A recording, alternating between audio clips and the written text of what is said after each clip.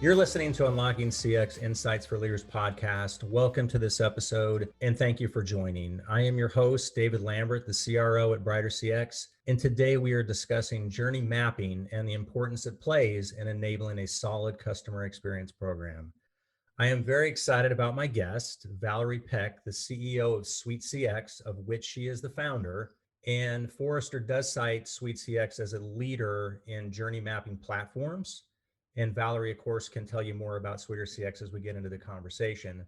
But Valerie brings tremendous background in terms of customer experience and journey mapping. She is a leader in this space, and I'm excited for her to share what she can tell you about journey mapping and how it's relevant to you and your customer experience programs.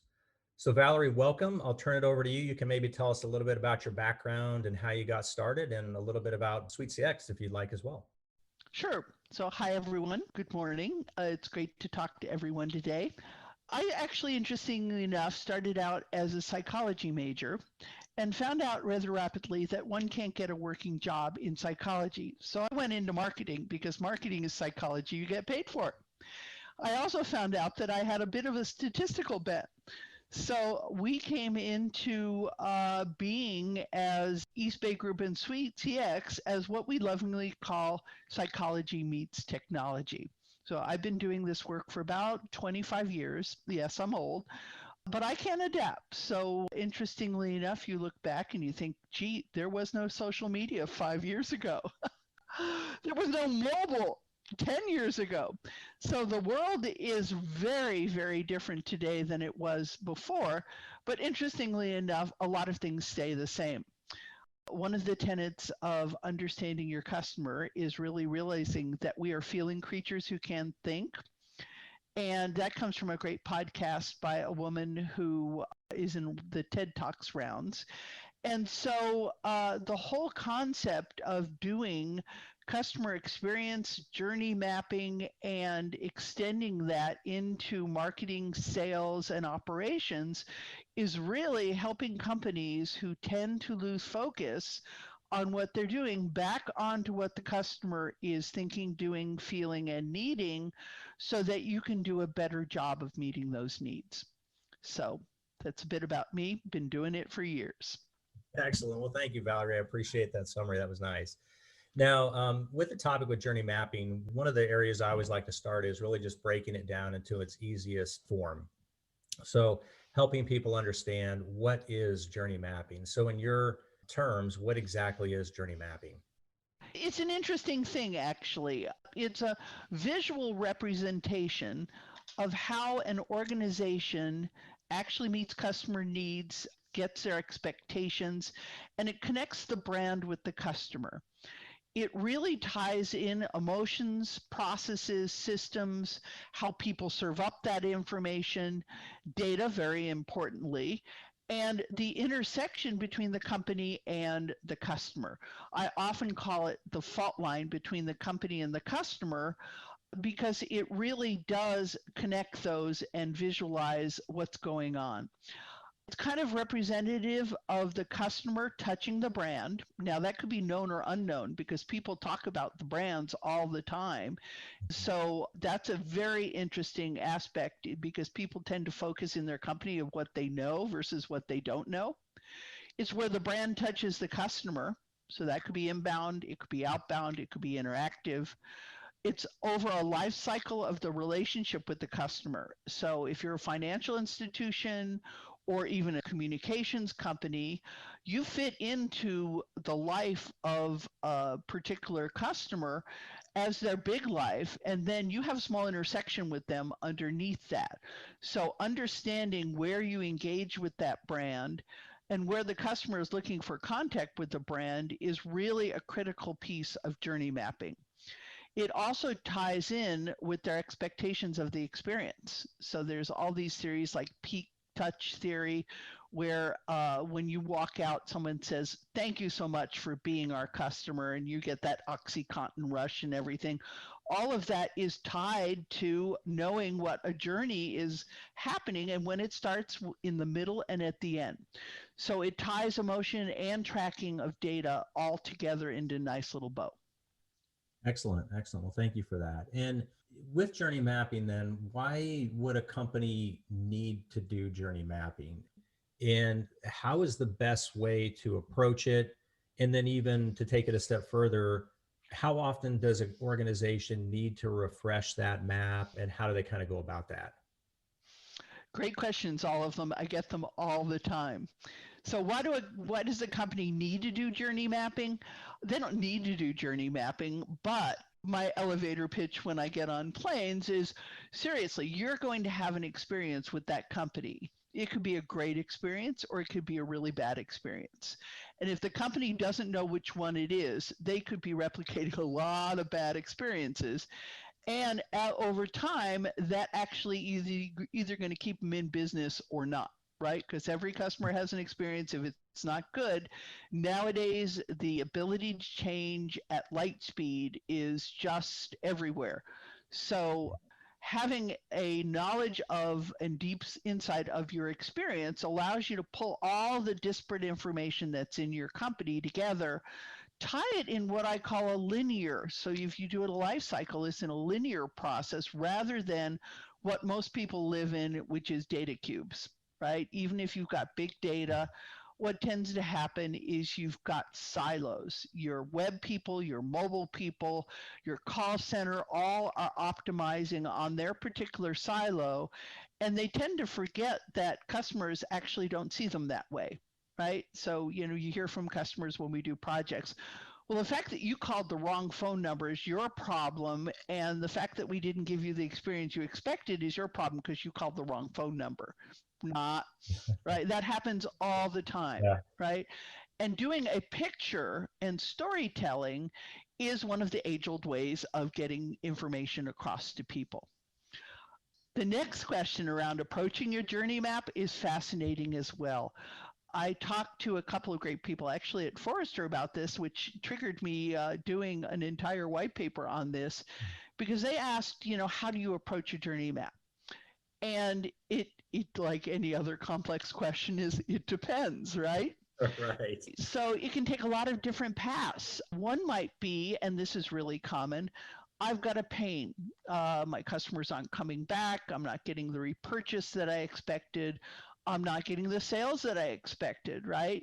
So what's going wrong in that moment in time is a really good place to start, right? Having an objective around that. The other thing that people do a lot is, well, gee, we want to do strategy. We want to create a new product, or we have a really innovative idea. What would it look like to the customer so that we can then build the infrastructure and the operations to support that? So having that customer experience, even at a very high level in mind, enables you to more cost effectively build things to that experience rather than having to do trial and error. And the really interesting part of this, when they ask me, how do you know, right? Right. It really is fascinating, right? So I never thought of it until they asked me that question. And the reality is that it's more the personality of the company that drives how they approach their customers' experience and journey mapping and experience design than anything else. And that was gobsmacking to me when I came to that idea, is that what really tends to happen, and I do a lot of roundtables and things like that, and you can ask people two questions. The first one is their industry, right? Some companies who really are accustomed to detail, they have a lot of rigor in their Mhm. approaches. Everything they do could be tied to PUC, or so like finance is highly regulated and utilities and telecom are highly regulated. They also tend to have a lot of information about their customers already, so they have a lot of detail.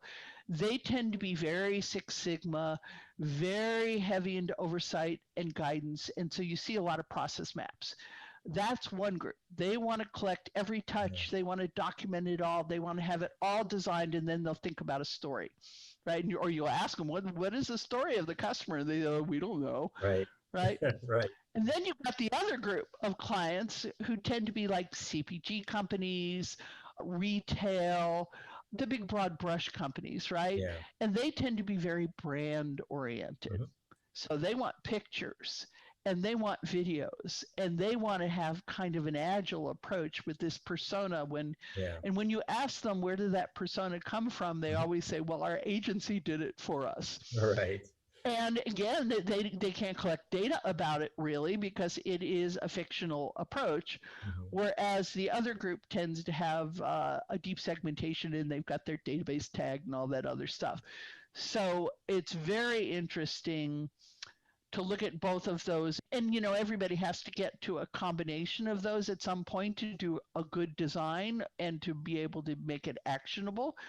But it tends to be almost extreme of agile versus deep dive.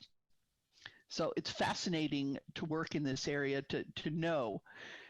And then, of course, everybody asks, how often do I need to do this, right? Because you've got these people who I'm sure you walk into their war room or their customer experience area, and there's this beautiful map that's just been rendered by some artist that's just gorgeous, right? And it's pristine, right? Nobody's ever touched it or whatever. And they said, yeah, here's our customer's journey over here. And it never changes, right? Yeah. So that in itself is a problem because your customers and the market and every competition is changing all the time. Right.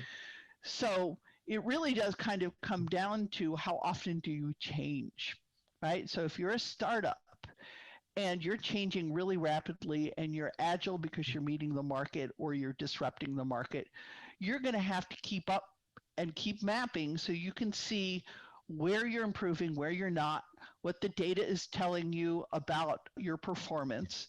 And so you may do one every quarter. You also may do individual maps around drill downs and things like that even more often.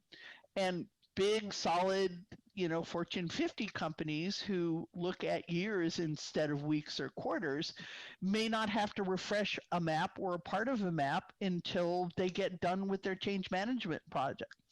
It's kind of a waste of effort to do a new map just like anything else and track something that hasn't changed.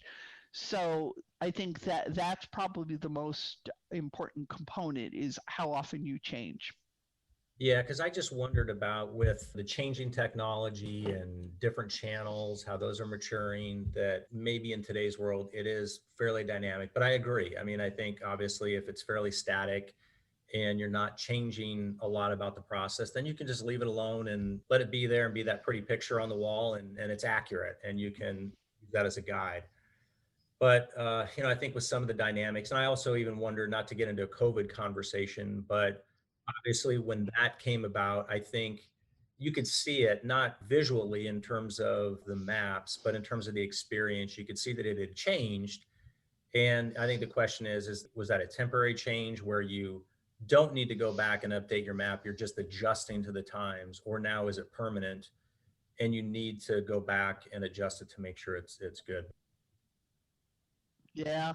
And well, it's going to be really interesting because I think that it's going to be an even bigger impact for employee experience because what companies are finding now is that those giant buildings that everyone drives into every day cost an immense amount of money and they don't need them, right? Some companies absolutely need them.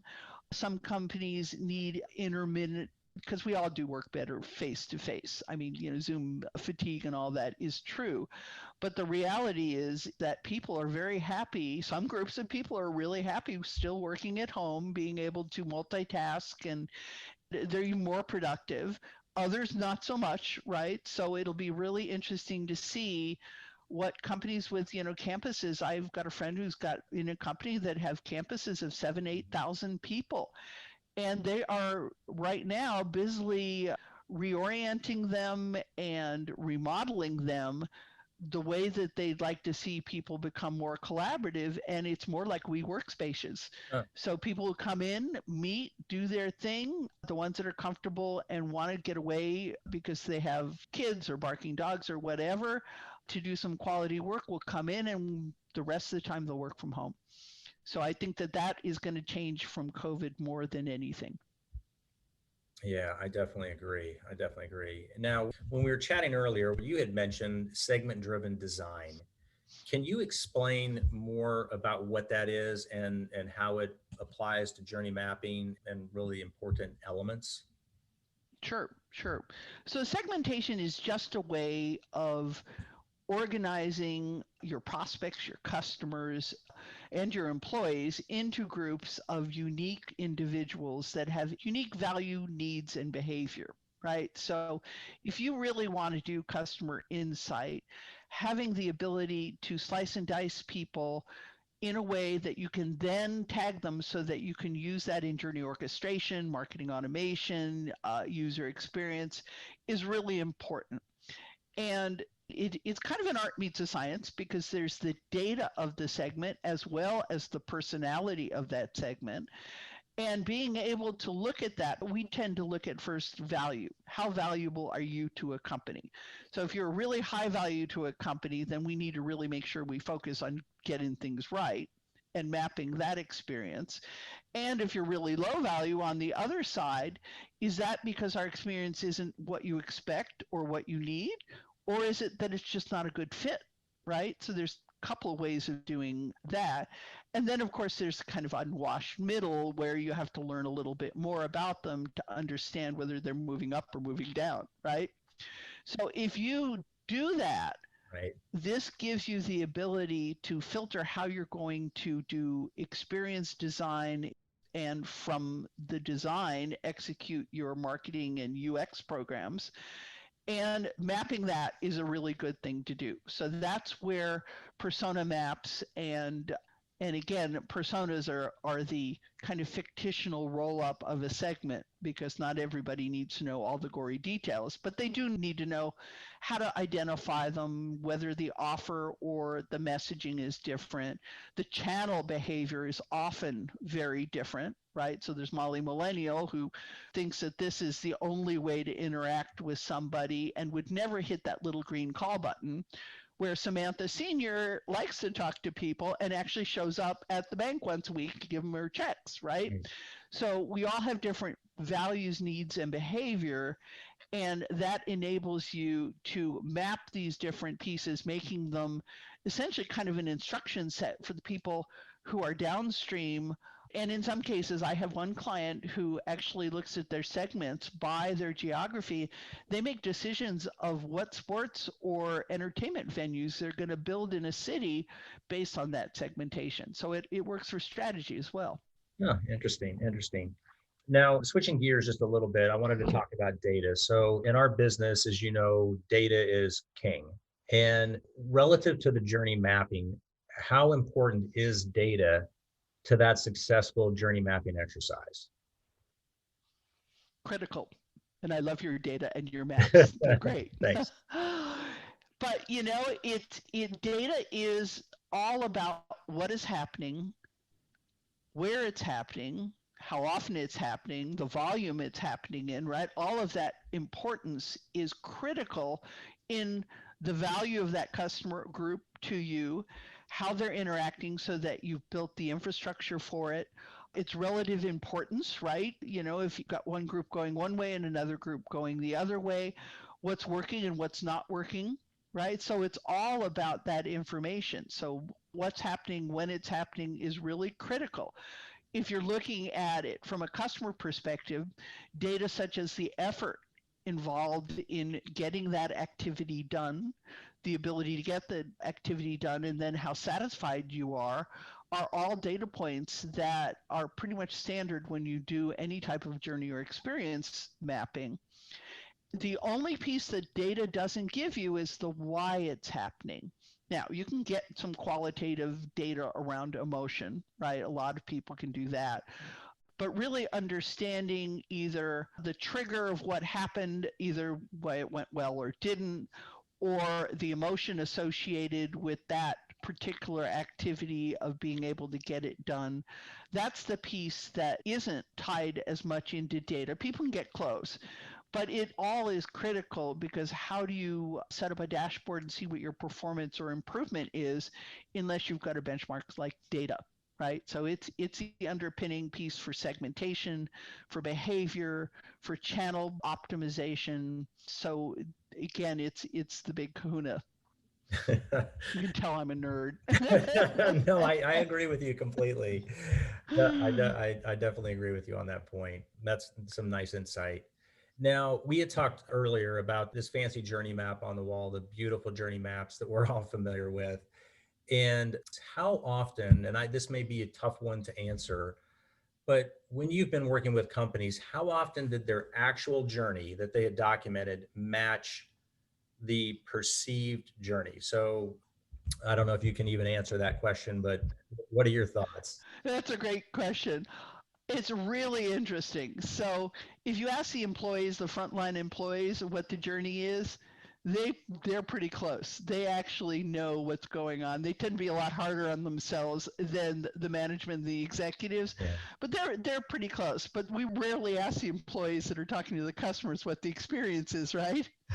So the people sort of above them, you can hear key, and this is really kind of interesting as well. It's like the personality of the company when people start saying this is what we want the customer to do and this is our experience here, they're very rarely in sync with their own customers, right? They don't get it. When you hear the companies say, oh, this is what the customers have said and here's what they are doing and thinking, then they're much more close, right? So it's kind of interesting that we find that executives very rarely are close to their customers and really understanding what's going on. In fact, they tend to be afraid of their customers, which is interesting. Hmm. And employees are really close. So it depends on who you ask, right? Yeah. And maps play that out. It's really interesting what we find when you do a big picture map, which at the highest level is sometimes pretty close. But then when you start drilling into things like what the call center is doing or what the user experience is, what we find out is that they're close, but oftentimes they're things like their call to actions or their triggers or their marketing communications are often timing and in cadence, right? So they got the basics that they think they've got, but they're not doing it in an optimized way because they're not looking at what the customer's doing in their big picture. They're very focused in the little picture, right? So the more detailed they get, the less in sync they are. Yeah. Interesting. Interesting. Okay. Well, thank you for that insight. That's nice. Now, I was reading a recent study, and I know there's a lot of studies that are out there, so I'll just use the term recent study on the state of customer journey mapping. But this study that I was reading, it found that organizations feel that they understand customer pathways the least, and that they report the largest data gap in this area. Why do you think that's the case? It just seems that companies are far more siloed now, especially around the customer, than they've ever been. So what you see is, again, there's a whole group that does mobile and a whole group that does web and a whole group that does call centers. And they've all grown up kind of organically, so their data is different. So it's Greek versus Latin versus Romanian, that they don't speak the same language and they then end up not seeing what the whole customer experience is because their part is working, right? So they make an assumption that everybody wants to be digital. Digital transformation is fascinating to me. Or they're going to drive everyone to digital. And so then they see their pathways not actually cleaving to what they think it's going to be Yeah. because they actually don't understand what the customer wants. So the customer journey, rather than being outside in, tends to be inside out for that type of group. So they develop an omni-channel path and it's beautiful again. And they've never actually asked the customer what they do, which is why they don't understand because they don't really know what the customer is doing. They don't have the data, they haven't put it together, and they haven't asked. So I think that that's probably the biggest problem is they're not listening to the customer. Interesting. Interesting. Yeah, it was a surprising fact when I was reading that study. I honestly didn't expect that sort of conclusion from that, but yeah, that is interesting. Now, this is a very Well, you see that in your data too, don't oh you? yeah, definitely all the time. Yeah. People go off to IVR or hate the IVR and go off to call center or whatever, and so I've seen some of your great dashboards, and it truly is probably a wow factor for them to see what people are really doing versus what they're Definitely. expecting. Now, my next question, this is very broad. What single bit of Mhm. advice would you give to others, either individuals, companies, as it relates to journey mapping? Listen to your customer, right? Understand where you fit in their lives as compared to where you the other way around. And the fact that it's a living thing, it's Yeah. so interesting that companies who have adopted things like Six Sigma, or back in the day, the quality approach, or even a design and human-centered design, is that they forget to put the customer in the equation here. So the biggest issue is really customer driven insight is the most important thing you can have, because then you can always true up to that particular element and keep it continuous and learning. It is not a moment in time, it's live, right? So listening to your customer, having a finger on the pulse, keeps companies from being disrupted. And that's the thing that is most important. If you look at companies that have longevity, Cisco, the communications companies, even ones that have transformed Yeah. significantly, successfully when they've been disrupted, are the ones that listen to their customers. Yeah. Yeah. That's a very, very, very good point. Very relevant, I think, at all times for sure. Hmm. What do you think about that? Yeah, I think it's true. I mean, like you, I've had the opportunity to do a number of customer experience programs. And the way that I've always started it is the voice of the customer. So working from the customer back. And I recognize that that can be a challenge when you are an Hmm. organization and you're trying to give the best experience, keep your cost structure in check, and be innovative as well. Sometimes the tendency is, and a lot of the times, to start with what's internal to the organization and how that organization wants to design it, which at times can be very counterintuitive to the way that the customer would like to interact. And then to even make this more complex, which I'm going to talk about in the future podcast, is what you had mentioned around just millennials and the differences in terms of where people are in their lives around how they want to interact. So it is very unique. Well, Valerie, I think we've had a really nice conversation. I have definitely enjoyed it. I want to thank you for joining today's podcast and discussing journey mapping. For those listeners, you've been listening to Unlocking CX Insights for Leaders, and I hope that you'll get the opportunity to join us again. So thank you. Well, thank you for the opportunity. It's been fun. Thanks a lot, Valerie.